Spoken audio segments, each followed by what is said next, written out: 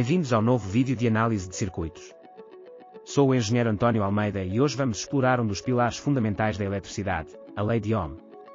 Este conceito é a base para compreendermos como a tensão, a corrente e a resistência interagem nos sistemas elétricos que usamos no dia a dia. O nosso percurso hoje será bastante abrangente. Começaremos por definir a resistência elétrica e as propriedades dos materiais, como a resistividade e a influência da temperatura. Depois, veremos dispositivos práticos como os reóstatos e os diferentes modelos de fontes de tensão e corrente. Finalmente, mergulharemos na lei de Ohm e nas suas variações, terminando com exercícios práticos para consolidar o conhecimento. Vamos começar pelo conceito de resistência elétrica. Imaginem-na como a dificuldade que o material oferece à passagem da corrente. Na prática, todos os materiais apresentam algum nível de resistência.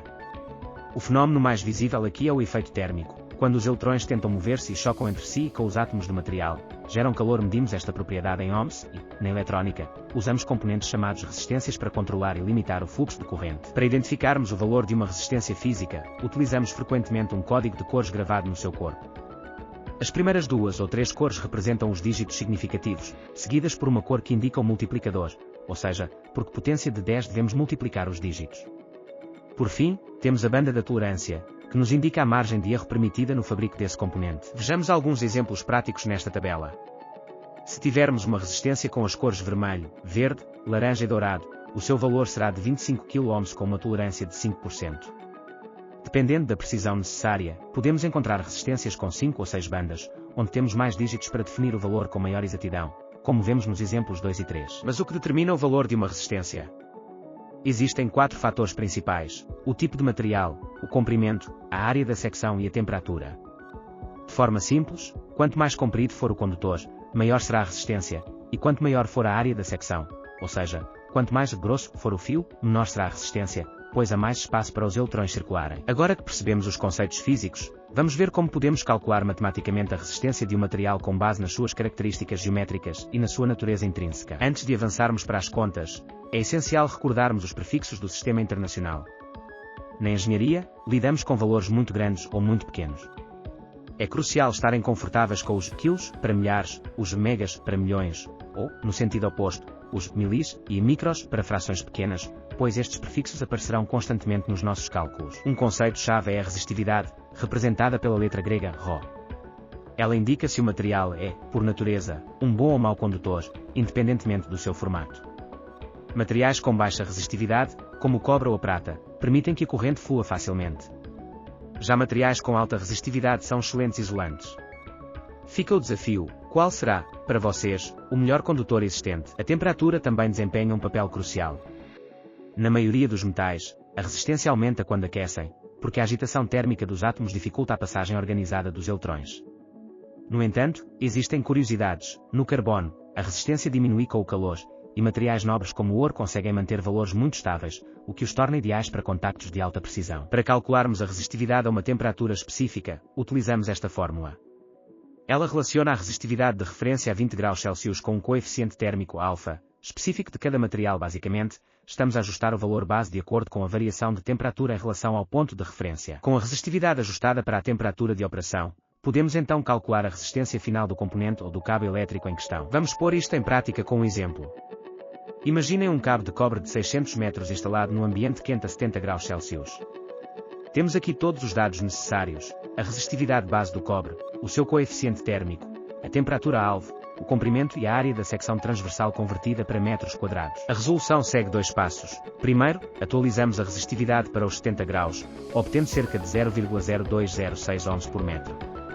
No segundo passo, aplicamos a fórmula da resistência geométrica. O resultado diz-nos que este cabo terá uma resistência de aproximadamente 618 ohms nestas condições específicas. Notem como a temperatura elevada alterou o comportamento esperado do material. Passamos agora para os reóstatos. Estes são dispositivos fantásticos que nos permitem ajustar a resistência de forma manual, seja rodando um botão ou deslizando um cursor. São usados em todo o lado, desde o controle do volume das vossas colunas de som, até à regulação da intensidade da luz ou da velocidade de motores elétricos. Para que um circuito funcione, precisamos de energia. As fontes de alimentação são dispositivos que fornecem essa energia de forma controlada. Elas convertem a eletricidade da rede para níveis estáveis de tensão e corrente, garantindo que os componentes eletrónicos sensíveis não se queimem com flutuações de energia. Uma fonte de tensão ideal mantém uma voltagem constante nos seus terminais, independentemente da carga que ligamos a ela. Podemos ter fontes de tensão contínua, como uma pilha de 10 V, ou fontes de tensão alternada, onde o valor varia sinusoidalmente ao longo do tempo, como vemos na fórmula à direita. De forma análoga, temos as fontes de corrente. Estas fontes esforçam-se para manter um fluxo de eletrões constante, variando a sua tensão de saída conforme necessário para vencer a resistência do circuito. Tal como nas de tensão, estas também podem ser constantes ou alternadas. Chegamos agora ao coração da nossa aula, a lei de Ohm. Esta lei estabelece a relação matemática simples, mas poderosa, entre a tensão, a corrente e a resistência. Primeiro, observemos a relação entre tensão e corrente. Se mantivermos a resistência do circuito fixa, a corrente é diretamente proporcional à tensão. Ou seja, se aumentarmos a pressão elétrica, a tensão, a quantidade de corrente que flui também irá aumentar. É um comportamento linear e intuitivo. Por outro lado, se mantivermos a tensão constante e alterarmos a resistência, a relação é inversamente proporcional. Se diminuirmos a resistência, ou seja, se facilitarmos a passagem, a corrente irá aumentar. É por isso que, num circuito com a mesma bateria, trocar uma lâmpada por um fio condutor faz a corrente disparar. Vamos testar isto com um pequeno exercício. Se tivermos uma fonte de 10 V ligada a uma resistência de 1 kΩ, qual será a corrente que atravessa o circuito? Lembrem-se de converter os kΩ para a unidade base antes de calcular. Neste slide, vamos analisar o esquema visual do circuito para confirmar que identificamos corretamente os componentes e os pontos de medição da tensão e da corrente. Quando o material segue esta relação linear entre tensão e corrente, dizemos que apresenta um comportamento óhmico. No gráfico, isto traduz-se numa linha reta cuja inclinação depende do valor da resistência. Um conceito perigoso que deriva disto é o curto-circuito. Isto acontece quando ligamos dois pontos de tensões diferentes com uma resistência quase nula. Pela lei de Ohm, se a resistência é zero, a corrente tende para o infinito. O resultado é o sobreaquecimento instantâneo, faíscas e possíveis incêndios, e é por isso que usamos fusíveis e disjuntores como proteção. Finalmente, falamos de potência elétrica. A potência indica a taxa a que a energia é consumida ou fornecida.